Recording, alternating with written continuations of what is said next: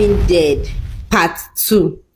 After I took all my important files and escaped through the window.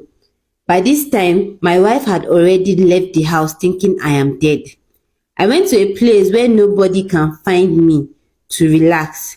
After relaxing my mind from thinking about what just happened back there in my house, a thought, or let me say an idea, came into my mind. And this is what I did after reasoning on the idea and realized that it was actually a very good idea. I went back to my compound, sneaked into my house because my gateman and security man was on duty. I had to jump the fence and use the same escape route I used before to go back into my house unnoticed. My wife was not yet back, so I went straight to a box in my room that only I have the key to. In the box, I removed some video recording chips, sound recording chips, and tracking devices which I kept in that box. I mounted all the video recording chips in different corners in each room in the house. I hide the tracking devices in her bags because my wife can't go out without carrying her bag. I managed to reach the cars parked in the car garage and also put the tracking device in all of them. And luckily for me, she did not use any of the cars, including her own personal car, so I put the chips in her car too. I sneaked back into the house to carry some of the things I will make use of. On getting there, I found out that she forgot her Samsung J9 Crown, which is one of her phones that harbors one of her personal SIM card on the standing AC close to the ironing table. So I opened the phone and placed the sticky sound recording chip in between the battery and the panel.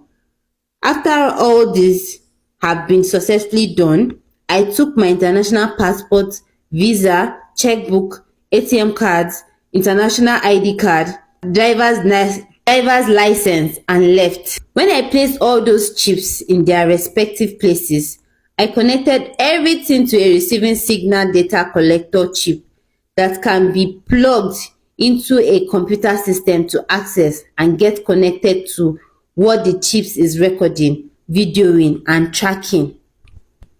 I immediately went to get a new SIM card, phone, and computer system, and also booked an hotel room at the outskirts of the city just to stay for some days or probably some weeks. After this, I called my bank manager and my lawyer, fixed an appointment with both of them on the same day. 2 hours later, they showed up and we met at a hidden drinking parlor, and I explained everything that happened to them. I asked both of them to play alongside me until the game is over, and I also promised to reward them handsomely if only they accept my offer. What I asked them to do is as follows. The bank manager will transfer all my money from the joint account I and my wife shared to my list account, ranging from my company to my personal account to an account I will secretly open outside the country. And he will tell my wife that all my money has been forfeited by the bank in order to clear my debt. And he will tell my wife that all the money has been forfeited by the bank in order to clear the debt I owed before I died.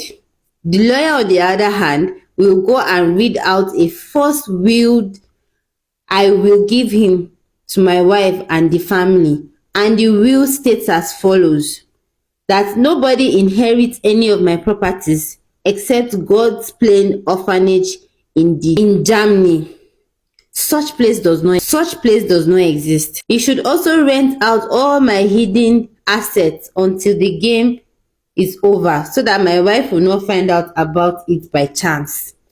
Since she is so inquisitive and a woman that can do anything just to get what she wants, the bank manager and the lawyer accepted my offer and went on to proceed with plan.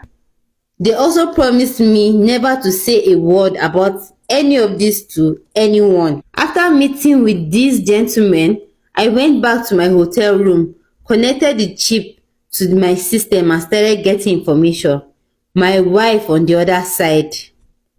My wife came back to the house with her mother, my friend, that is my best man, some family members, embalmment doctor, and some medical team. When she entered the room with them, pretending to be crying, shedding crocodile tears, to her surprise, I was nowhere to be found. She shouted, telling them as I quote, "I left him here. His corpse was here. I left him here. His corpse was here. Where is my husband?" Everybody was shocked. She called out for the security and the gate man, asking them who took my body.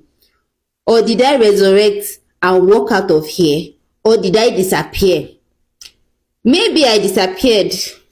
The men said that they did not see me and they don't know what happened to my body. My wife, her mother, and my friend couldn't get hold of themselves because they are confused since they were the guilt. Few minutes later, the medical team and the doctor left. Everybody was crying, wondering and thinking of what would have happened to my corpse, not knowing that now I am a living dead.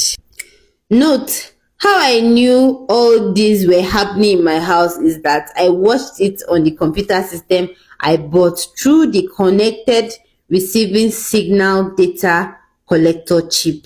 Follow for part 3.